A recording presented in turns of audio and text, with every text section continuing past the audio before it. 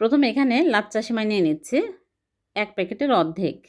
এখন আমি এর মধ্যে দিয়ে দিচ্ছি সুজি। এখানে 3 টেবিল চামচ সুজি দিয়ে দিচ্ছি আর নারকেল কোড়া দিয়ে দিচ্ছি হাফ কাপের একটু কম। তারপরে দিয়ে দিচ্ছি চিনি। এখানে 1/3 কাপ চিনি দিয়ে দিচ্ছি। চিনি স্বাদ অনুযায়ী অ্যাড করতে হবে। আর 2টা এলাচ থেতো করে দিয়ে দিলাম, দিতে পারবেন। আর একটা ডিম ভেঙে দিয়ে দিচ্ছি। এখানে 2 চামচ গুঁড়া দুধ দিয়ে দিচ্ছি। গুঁড়া দুধ দিলে খেতে আরও বেশি টেস্টি হবে।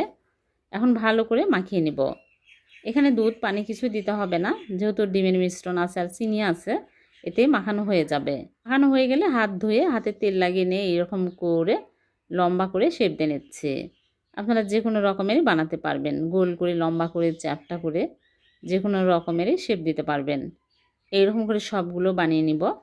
আগে থেকে চুলা প্যানে তেল দিয়ে তেল গরম করে নিয়েছে। এখন চুলার আঁচ একদম লো আঁচে রেখে একটা একটা করে দিতে হবে। একদম হালকা আঁচে রেখে ভেজে নিতে হবে। যখন এরকম সুন্দর কালার হবে তখনই তুলে নিতে হবে। সবগুলো ভেজে তুলে পরিবেশন করে নিলাম। হয়ে গেল সিমাই আর নারিকেল দিয়ে মজাদার পিঠা বা নাচ। সবাই অনেক মজা করে খাবে আর মাত্র 10 মিনিটে তৈরি হয়ে যায়।